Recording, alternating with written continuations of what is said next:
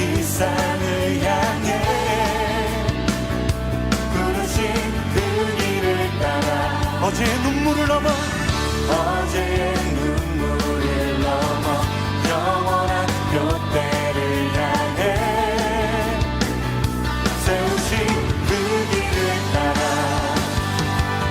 영광 속에 숨으신 계획 주날 만드시네 찬란한 그 영광의 길 매일매일 달려가니 흔들리고 넘어져도 살아가니 단단한 하나님의 사랑으로 하루하루 살아가니 내게 맡긴 작은 자리 찬란한 그 영광의 길 찬란한 그 영광의 길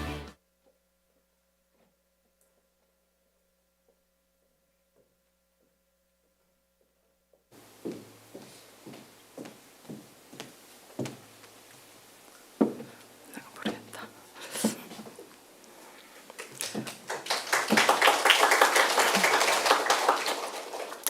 일본 선교를 다녀온 배숙 권사입니다. 일본 선교 보고를 하겠습니다.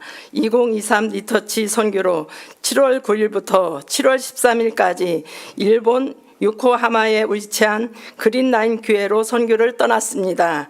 그린라인 교회는 정지문 선교사님, 김은옥 선교사님 부부께서 사역 중이신 교회입니다. 선교사님 부부는 지금까지 삿포로와 요코하마, 치바현, 홋카이도에서 사역하시면서 일본 교회 협력 사역과 교회 개척 사역을 중심으로 32년간 일본 선교로 헌신하고 계신 분들입니다. 우리 제자반의 핵심 사역은 한국 요리를 통해 전도 대상자들을 초청하는 사역이었습니다. 최근 다시 거세진 한류 열풍으로 인해 일본에서도 한국 문화, 특히 식문화에 대한 관심이 높았고 현지 교회에서도 이를 통한 전도 전략을 원했던 것입니다. 마침 우리 제자반에 권사님들의 한식에 일가견이 있는 분들이기 때문에 현지에서 바라는 사역과 우리가 할 수 있는 사역이 잘 맞아 떨어진 경우라고 할 수 있었습니다. 만약 여러분이 타문화에 우리나라 음식을 자랑한다면 어떤 것을 자랑하시겠습니까? 만약 자랑한다 마음먹으면 2박 3일 밤을 새도 모자라겠지요. 그래서 우리 제자반은 많은 논의 끝에 한국의 대표적인 음식이면서 일본인들이 좋아할 만한 음식인 불고기 잡채, 오곡밥과 비빔밥 그리고 각종 밑반찬을 준비하기로 결정했습니다. 한국에서는 어렵지 않게 만들고 자주 접하는 음식인데도 일본에서 만들 때는 얼마나 부산스럽던지요. 아마도 말이 통하지 않는 외국인들에게 우리 음식을 선보이고 요리를 알려줘야 한다는 생각 때문에 그리고 혹시나 실수가 있지 않을까 하는 생각에 한국에서보다 마음이 부산스러웠을 것입니다. 그런 다양한 마음을 품고 어느덧 약속된 시간이 되었습니다. 교회로 1명, 2명 사람들이 들어오기 시작했습니다. 낯선 이방인의 모습이 아니라 우리 한국인과 똑같은 백발의 언니, 아직 애띤 모습의 조카, 그리고 친구 같은 이들이 약속이나 한 듯이 한 손에는 저마다 조그마한 선물을 들고 왔습니다. 일본인들은 어떤 자리에 초대를 받으면 항상 적당한 답례품을 가지고 온다고 합니다. 그들은 모두 억지로 나온 사람들이 아니라 마치 그들이 우리를 환대하는 듯한 생각이 들게 할 정도로 모두가 밝고 환한 모습으로 우리에게 다가왔습니다. 그때 요리 교실은 흡사 마가의 다락방과 같은 풍경이었습니다. 서로 말은 통하지 않았지만 어떤 분은 목사님을 붙들고 계속해서 일본어로 말을 걸고 목사님은 한국어로 대답하면서 대화가 끊이지 않고 이어지는 재밌는 현상이 펼쳐지기도 했습니다. 또 한쪽에서는 영어로 서로 의사소통을 하면서 각종 언어를 도구 삼아 서로의 뜻을 묻고 교제하는 시간이었습니다. 언어가 다른 다름은 우리가 소통하는 데 큰 장애가 되지 않았다고 느껴질 정도였지만 그럼에도 우리 선교는 한류의 도움을 많이 받았습니다. 사울이라고 하는 현지 간호사 자매는 한국 문화를 동경해서 지금까지 20여 차례 이상 한국을 방문했고 한국말도 우리나라 사람처럼 거의 완벽하게 사용할 줄 알았습니다. 같은 피부에 같은 말을 하는 그 자매를 보니 먼 타국의 낯선 이방인이 아니라 정말로 한국인 같은 생각이 들 정도였습니다. 마치 모든 민족이 하나님 안에서 하나의 백성인 것처럼 말입니다. 준비한 음식은 대성공이었습니다. 모두가 한식을 맛있게 먹었습니다. 한국에서는 별것 아닌 밥처럼 손이 많이 필요한 반찬에 이르기까지 맛있다를 연반하면서 서로 엄지 손가락을 들어 올리면서 오이시를 외치기 바빴습니다. 오이시라는 것은 최고라는 뜻입니다. 준비한 음식을 다 나누고 우리는 목사님이 준비하신 레크레이션으로 더욱 친밀해지는 시간을 가졌습니다. 서로 스킨십을 하면서 얼싸안기도 하는 그 시간은 정말로 웃음이 끊이지 않는 시간이었습니다. 어찌나 즐거웠던지 노지마상이라는 마라고 하는 한 분은 본인이 마술을 준비해 왔다면서 장기 자랑을 할 정도였습니다. 남들 앞에 잘 나서지 않고 주목받길 원하지 않는 일본인의 특성과는 다른 이례적인 일이었습니다. 아마도 그만큼 그때의 시간이 부드러운 성령님의 인도 아래 친밀한 교제가 있었기 때문이겠지요. 육의 양식을 다 나누고 우리는 영의 양식을 나누었습니다.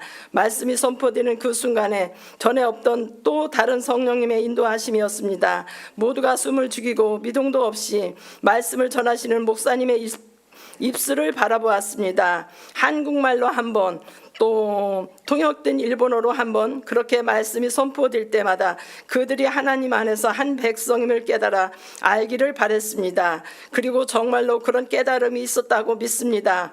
축도로 모든 시간이 끝나고 헤어질 시간이 됐을 무렵 모든 사람들이 헤어짐을 아쉬워했습니다. 늦은 저녁 시간이었지만 서둘러 자리를 뜨는 사람도 아무도 없었습니다. 서로가 이산 가족을 만난 것처럼 계속 서로를 껴안고 인사하면서 작별을 아쉬워했습니다.